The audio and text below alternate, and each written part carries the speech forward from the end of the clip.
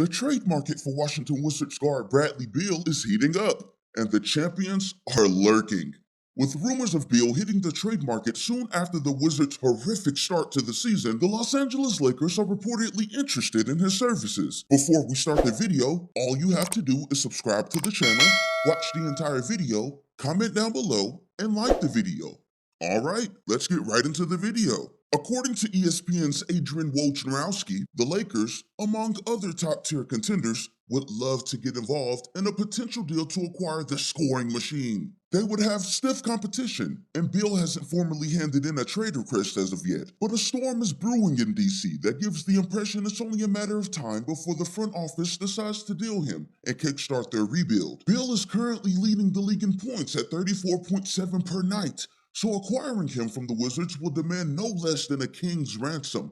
The Lakers aren't worried though, and despite being fresh off a title, the opportunity to form a legitimate big three of Beal, Anthony Davis, and LeBron James may be too tempting to pass up. Most personnel around the league believe it's unlikely they pursue him, given the already incredible offseason they put together. But if they do, here are two possible ways to bring Beal to LA. Number 1, Lakers receive Bradley Beal. Wizards receive Kentavious Caldwell-Pope, Kyle Kuzma, Talen Horton-Tucker, and 2 future first picks. I wasn't lying when I said it would take a king's ransom to entice the Wizards front office, and this scenario would be exactly that.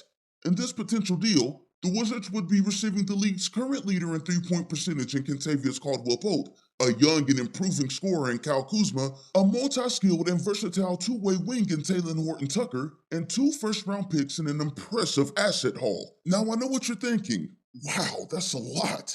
Yes, it is a lot to give up, but that's what it takes to bring an all-star caliber talent to the locker room. As it stands, Caldwell-Pope's affordable 3-year deal would give the Wizards an insurance policy. They have his services for a prolonged period of time, and the same goes for Kuzma, who recently inked a reasonable extension. As for the draft picks, they might not be high lottery picks due to the Lakers being one of the elite teams in the league. But history has shown us accumulating draft picks can open up many doors when you're asset hunting. Despite his limited professional career so far, Horton-Tucker may be the crown jewel of this trade package, being only 20 years old and not turning 21 until November. His versatile gifts on both ends would be beneficial to a Wizards team that isn't elite on either side of the ball, and he's only going to get better with an increase in playing time and opportunity. When trading for a star, you'd really like to get a star in return, as the Wizards did when dealing John Wall for Russell Westbrook. But 2 young studs, a proven high-level starter, and 2 future first-round draft picks, to be logical, is the next best thing. Possibility number 2, Lakers receive Bradley Beal, Wizards receive KCP, Kuzma, Dennis Schroeder, 3 first-round draft picks, and Quinn Cook. This deal has the same framework as the first, but with slight differences. Only this time, the Lakers would add expiring contracts of point guards Quinn Cook and Dennis Schroeder. There's positives and negatives to receiving expiring contracts, but it's likely both players will immediately find themselves in the Wizards' rotation, in roles that could showcase their full repertoire. With Beal's departure, Caldwell-Pope would replace his 3-point shooting, and Kuzma would fill a need by providing a legitimate scoring threat in the front court. Adding Dennis Schroeder allows them to maintain stability, as he's a veteran who can set the table for some of the Wizards' own youngsters, in Rui Hachimura and Deni Avdija. Kuzma would also help as a rebounder and team defender on the wing.